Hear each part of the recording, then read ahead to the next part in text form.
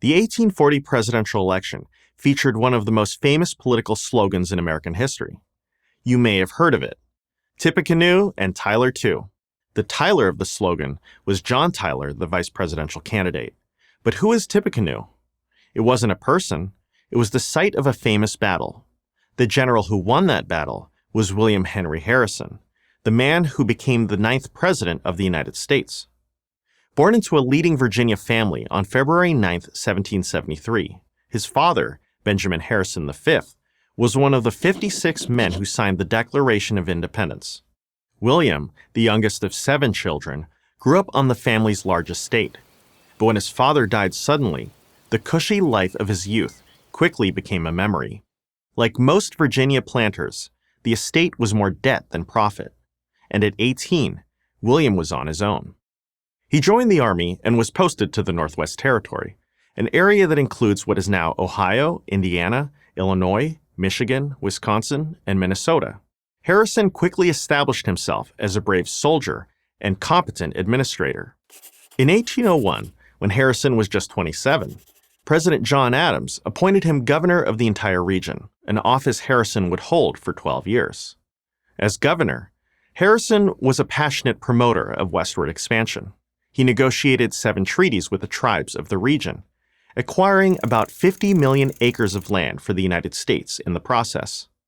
While many of the Indians adapted to changing circumstances and melded into the new settlements and towns, some refused to. These gathered under the banner of Shawnee Chief Tecumseh.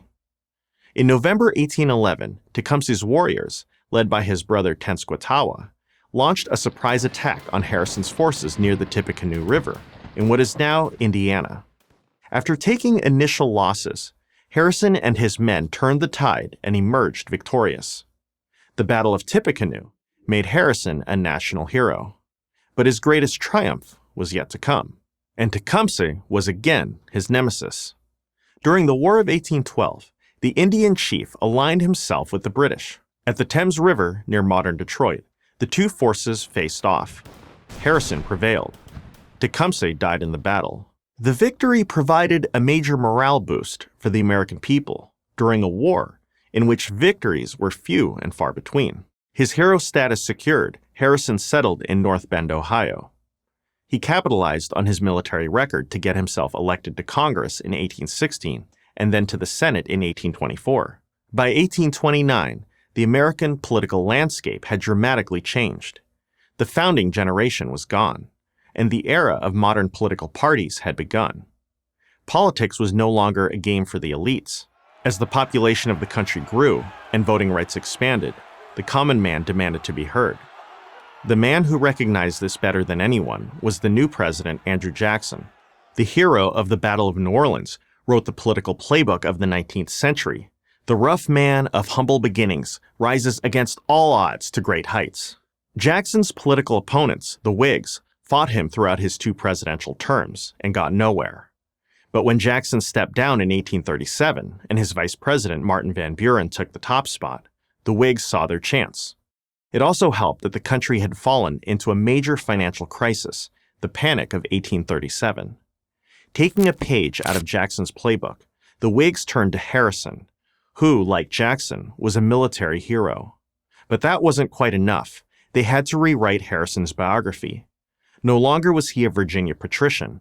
Now he was a hard-drinking log cabin frontiersman. The strategy worked. The 68-year-old Harrison easily defeated Van Buren in the 1840 election, becoming the first Whig president. He was also, at that time, the oldest man to reach the highest office.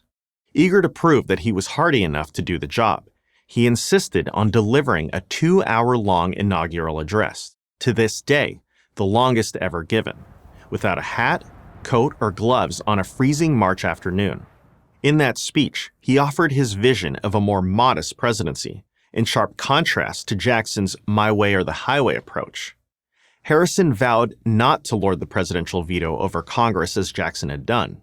Harrison had the makings of a successful president. He put together an all-star cabinet, featuring the great statesman Daniel Webster as his Secretary of State. He called Congress into special session to deal with the economic crisis. He was no pushover.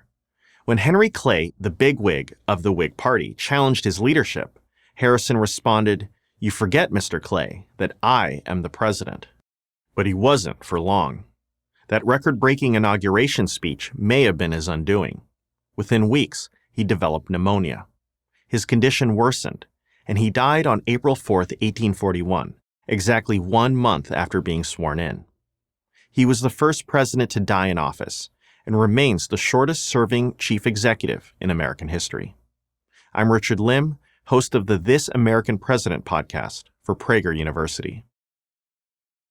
Thank you for watching this video. To keep PragerU videos free, please consider making a tax-deductible donation.